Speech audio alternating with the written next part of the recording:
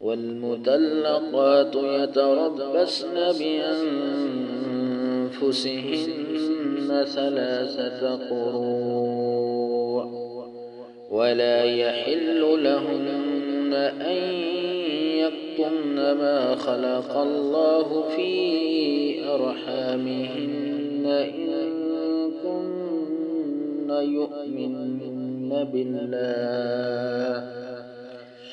إن كن يؤمن بالله واليوم الآخر وبعولتهن أحق بردهن في ذلك إن أرادوا إصلاحا ولهن مثل الذي عليهن بالمعروف وللرجال عليهن درجة والله عزيز حكيم. الطلاق 2 فإمساك بمعروف أو تسريح بإحسان ولا يحل لكم أن تأخذوا مما آتيتموهن شيئا إلا أن يخافا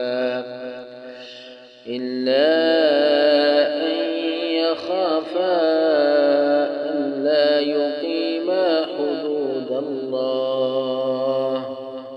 فإن خفتم ألا يقيما حدود الله فلا جناح عليهما فيما افتدت به تلك حدود الله فلا تعتدوها ومن يتعد حدود الله فأولئك هم الظالمون.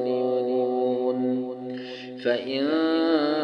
طلقها فلا تحل له من بعد حتى تنكح زوجا غيره فإن طلقها فلا جناح عليهما أن يتراجعا إن ظنا أن يقيما حدود الله وتلك حدود الله يبينها لقوم يعلمون. وإذا طلقتم النساء فبلغن أجلهن فأمسكوهن بمعروف أو تسرحوهن بمعروف ولا تمسكوهن ضرارا لتعتدوا ومن يفعل ذلك فقد ظلم نفسه ولا تتخذوا آيات الله هزوا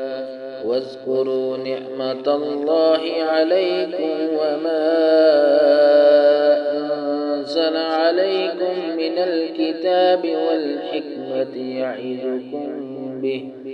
واتقوا الله واعلموا أن الله بكل شيء عليم.